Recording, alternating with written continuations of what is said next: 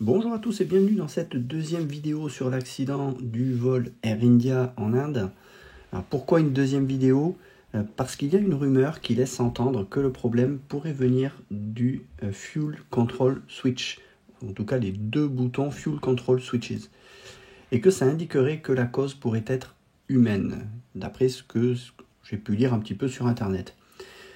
Donc je vais réagir ici à ces rumeurs dans une vidéo assez courte pour vous donner quelques éléments de compréhension, car la cause humaine me paraît pour moi très improbable.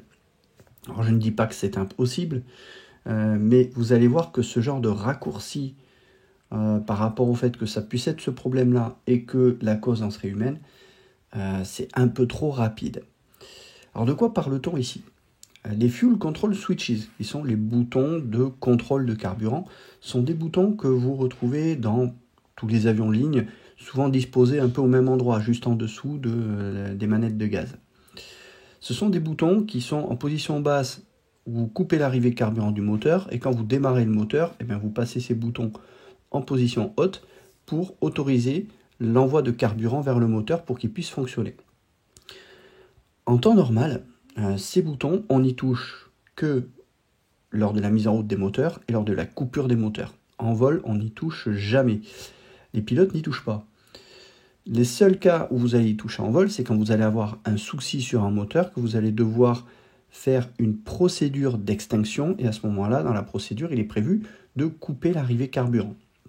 Voilà. Par exemple, si vous avez un feu, le fait de couper l'arrivée carburant, vous allez éviter à ce feu de continuer à être alimenté en comburant et donc en carburant. Et donc vous coupez un des trois éléments du triangle du feu, ce qui permet de, en théorie, stopper l'incendie. Et là, ce qui interpelle en fait, c'est que on a l'avion qui décolle. Donc si l'avion qui décolle, c'est qu'il a pu mettre la puissance à plein gaz. Donc il a quand même bien accéléré sur la piste. Donc ça veut dire que lors de la phase d'accélération sur la piste, ces deux boutons étaient forcément en position sur on, donc en position haute. Et après, on a une perte de puissance. Ce qui laisserait entendre, d'après certaines rumeurs que je peux voir, que les pilotes auraient poussé les deux boutons vers le bas pour couper l'arrivée au carburant des deux moteurs. J'ai beaucoup de mal à croire ça, pour deux raisons. Déjà parce que les pilotes puissent couper les deux moteurs aussi vite après le décollage, ça veut dire qu'ils ont déjà fait une analyse de l'incident qui s'est produit sur les moteurs et qu'ils ont déjà coupé l'arrivée en carburant. Et ça, moi, le délai entre le moment où on observe que l'avion n'a plus de poussée et le moment en fait où il a décollé, ce délai est trop court en fait. Vous n'avez pas un temps suffisant pour pouvoir faire une analyse des paramètres moteurs et couper les arrivées carburant. Ça, c'est quelque chose qu'on aurait pu observer plus loin si l'avion avait continué à monter, parce que dans un premier temps, quand vous avez un souci comme ça, si vous avez un des moteurs qui lâche, vous n'allez pas immédiatement couper l'arrivée en carburant. Vous allez laisser l'avion monter et vous allez faire vos checklists et donc vos actions dans le cockpit lorsque l'avion il aura atteint une altitude, on va dire, de sécurité qui vous permettra de dérouler votre checklist de manière sereine. C'est-à-dire que l'avion il est en montée, il y a un pilote qui est aux commandes, qui maîtrise l'avion et l'autre qui va faire les checklists. Là, quand on regarde le vol de Air India, les images montrent clairement que ces actions, j'ai beaucoup de mal à croire qu'elles ont déjà été faites aussi vite. D'autant que si vous touchez aux deux boutons, vous n'allez pas le faire simultanément. C'est que vous allez déjà analyser un moteur, voir ce qui ne va pas sur le moteur, dérouler la checklist qui va vous dire de couper le bouton d'arrivée carburant. Donc vous allez potentiellement le faire déjà sur un premier moteur, ce qui va vous prendre du temps. Ça ne va pas se faire comme là on a vu en quelques dizaines de secondes. Et ensuite, vous allez vous occuper du deuxième moteur. Mais ce qu'il faut bien comprendre, c'est que ces actions-là, toute la phase d'accélération et de décollage, quand vous êtes très près du sol, vous ne les faites pas à ces moments-là. Vous les faites quand l'avion est déjà suffisamment haut, suffisamment en hauteur. Et là, qu'on puisse avoir les deux boutons qui puissent être touchés par les pilotes suite potentiellement à des dysfonctionnements moteurs, clairement, les pilotes, s'ils coupent ces deux moteurs, ils savent absolument qu'ils sont condamnés à une telle hauteur, ça c'est certain. Donc ça, déjà, je n'y crois pas. Ensuite, la deuxième chose qu'on peut avoir, c'est que les pilotes puissent être trompés en fait de moteur. Et ça, c'est déjà arrivé dans le cas d'un ATR à Taïwan, où ils ont eu un problème moteur, ils ont coupé l'arrivée carburant du mauvais moteur, c'est-à-dire le seul moteur qui fonctionnait. Résultat, l'avion s'est retrouvé sans moteur, et l'avion a fini forcément par s'écraser. Donc qu'on soit dans ce cadre-là, là aussi, j'ai beaucoup de mal à le croire, parce qu'on est encore trop près du sol. Donc j'ai beaucoup de mal pour l'instant avec cette rumeur disant que ça puisse être une erreur pilote.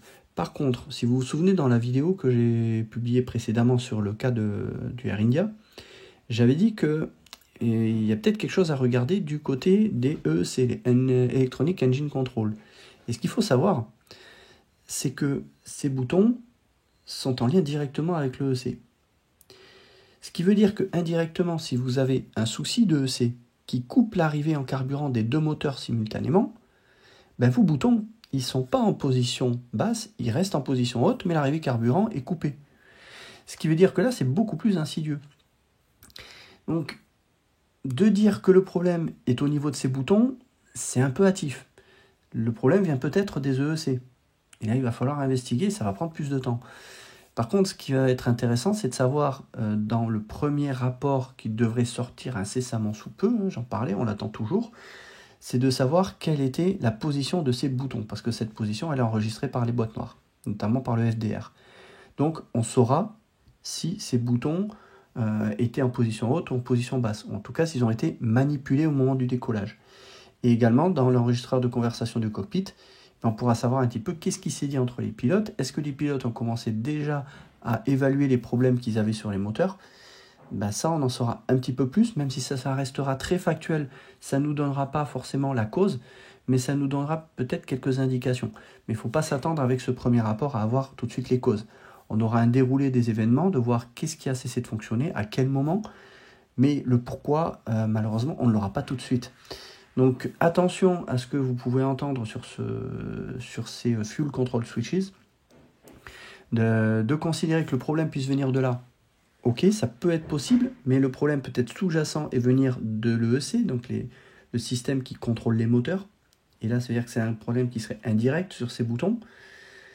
Et de dire que c'est un acte pilote, non, clairement. Vous ne pouvez pas, on va dire, effleurer ces boutons et les bouger par erreur, parce que ce sont des boutons que, comme on dit en anglais, je ne saurais pas trop comment le dire en français, spring-loaded, c'est-à-dire que votre bouton, quand il est en position, vous pouvez le bouger, il ne bougera pas, parce qu'en fait, il est bloqué dans sa position. Si vous voulez le bouger, il va falloir le tirer vers le haut, le bouger, et le relâcher, il va être maintenu dans cette position.